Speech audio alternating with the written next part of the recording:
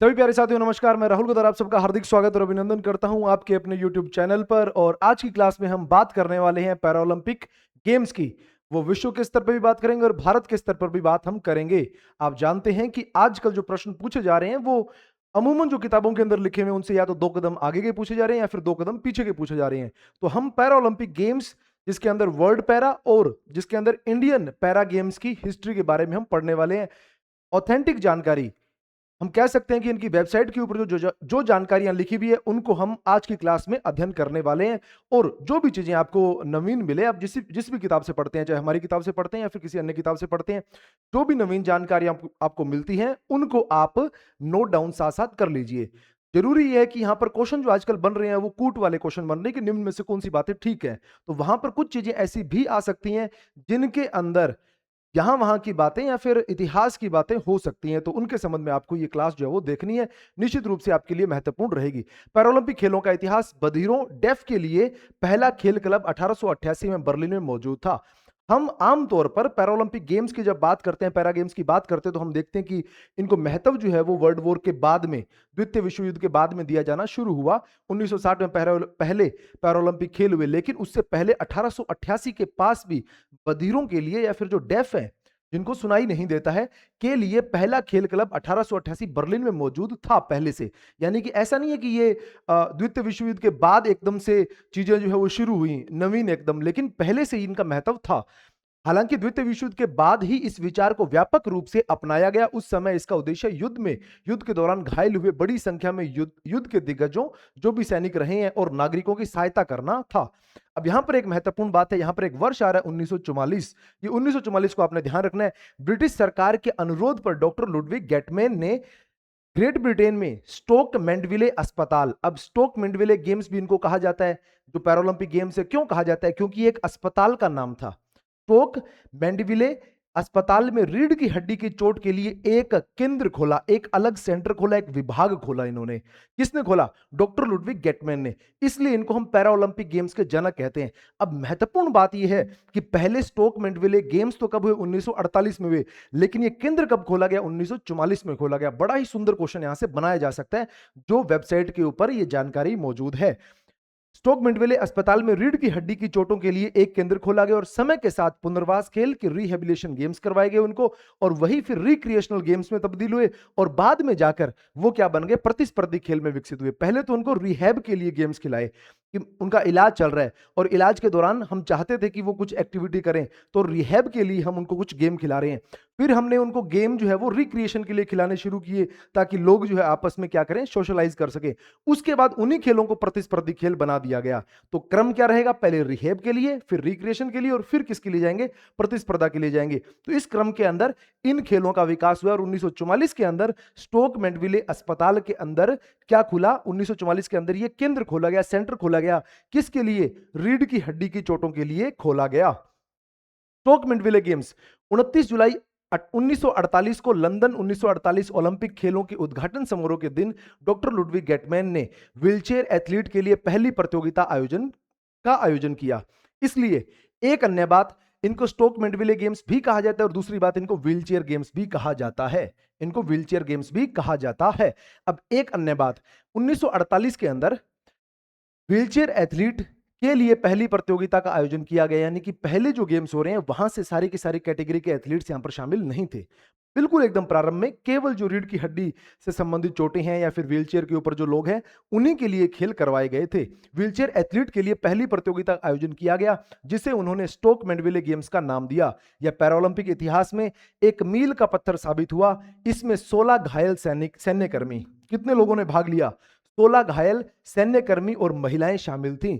यानी कि 1948 के अंदर जो पहले खेल हुए, हालांकि इनको हम पैरालंपिक खेल नहीं मानेंगे, इनको स्टोक मैंडविले गेम्स ही हम मानेंगे, जो लोकल स्तर के ऊपर हो रहे थे, जहां पर केवल एक ही अस्पताल के लोग भाग ले रहे थे या फिर इंग्लैंड के लोग ही भाग ले रहे थे।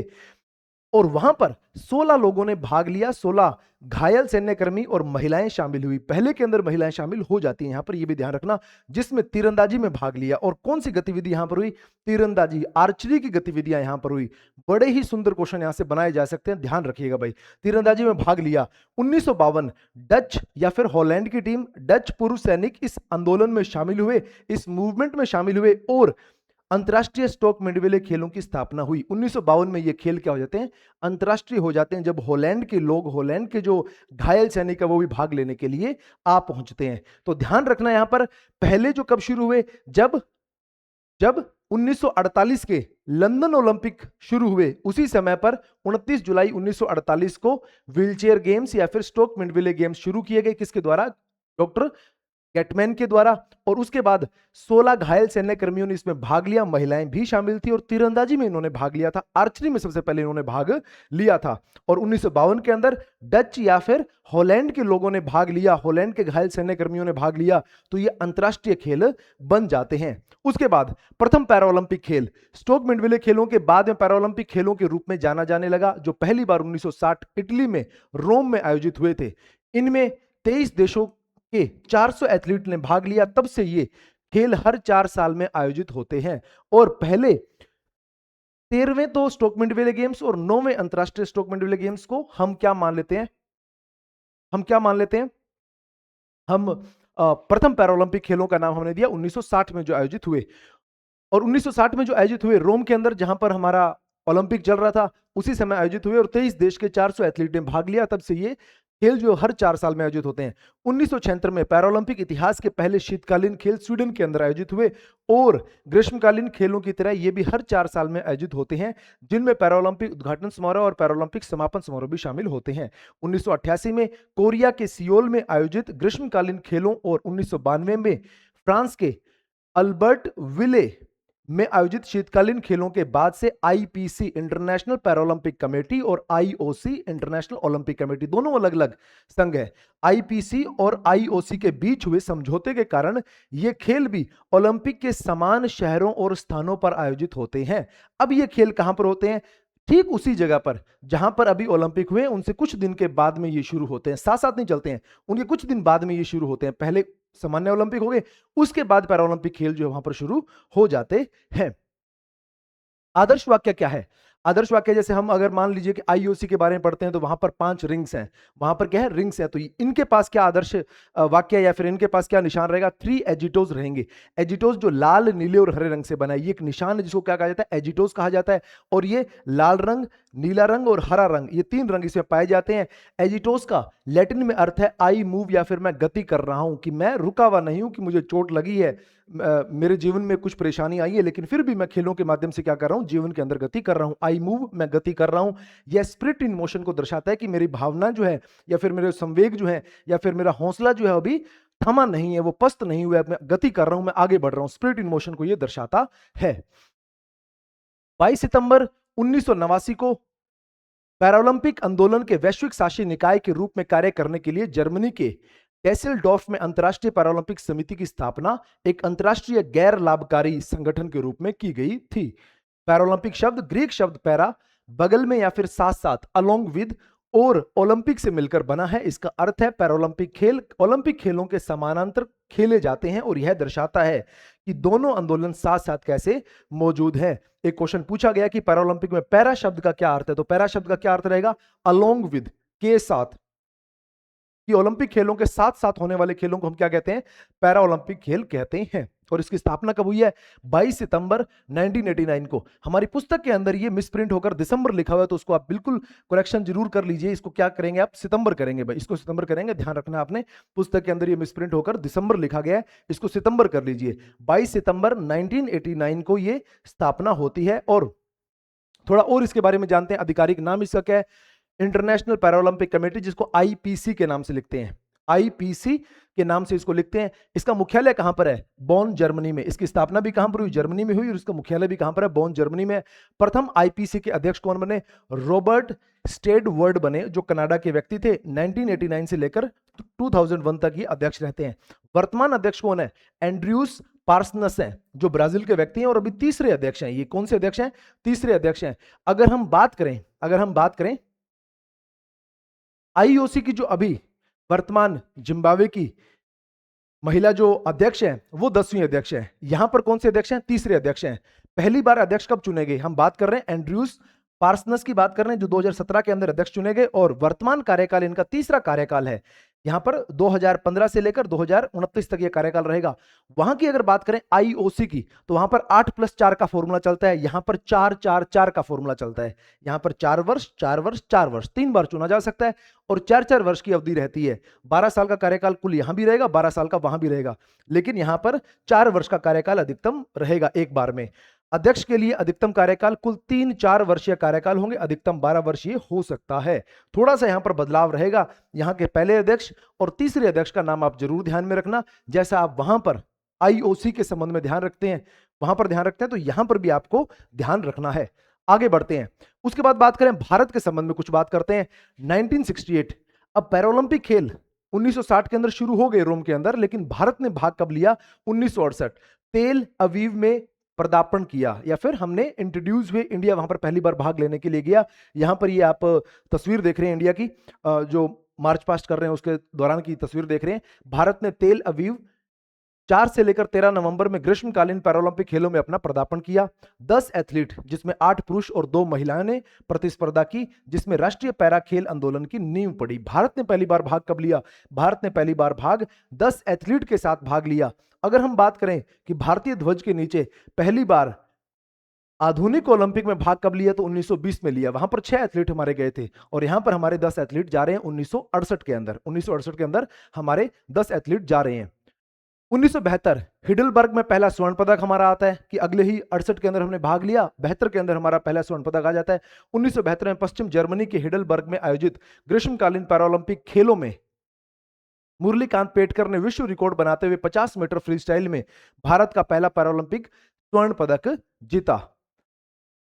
स्थापना तिथि, अब हम यहां पर बात कर रहे हैं भारत की जो संगठन है, इंडिया का जो संगठन, उसके बारे में हम बात कर रहे हैं।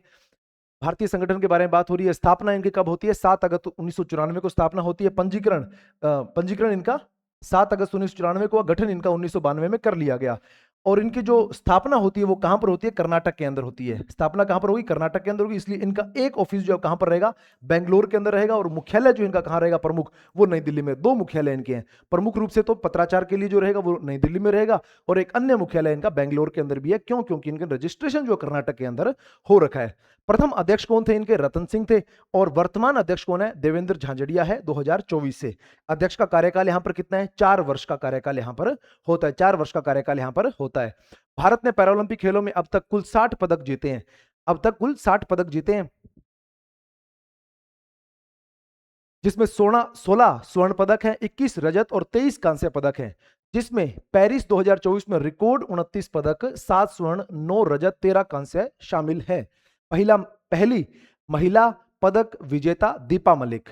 जो इससे पहले अगर हम बात करें, अभी देवेंद्र झाझड़िया जी अध्यक्ष हैं इंडियन पैरालंपिक कमेटी के, लेकिन उससे पहले दीपा मलिक अध्यक्ष रही हैं। तो रजत पदक इन्होंने 2016 के अंदर जीता। पहली महिला पदक विजेता दीपा मलिक है। अवनी लेखरा राजस्थान से ये संबंध रखती हैं, जयपुर से ये संबंध रखती हैं। भारत की शानदार पैरालंपिक निशानेबाज और पैरालंपिक खेलों में 2 स्वर्ण पदक टोक्यो 2020 और पेरिस 2024 जीतने वाली पहली भारतीय महिला है। देवेंद्र झांझड़िया के पास पैरालंपिक खेलों में कुल 3 पदक हैं। उनके पदक विवरण: 2004 एथेंस में स्वर्ण पदक भाला फेंक कैटेगरी का F46, रियो ओलंपिक स्वर्ण भाला फेंक कैटेगरी F46, टोक्यो 2020 रजत पदक भाला फेंक कैटेगरी F46। वे 2 स्वर्ण पदक जीतने वाले पहले भारतीय पैरालंपियन भी है।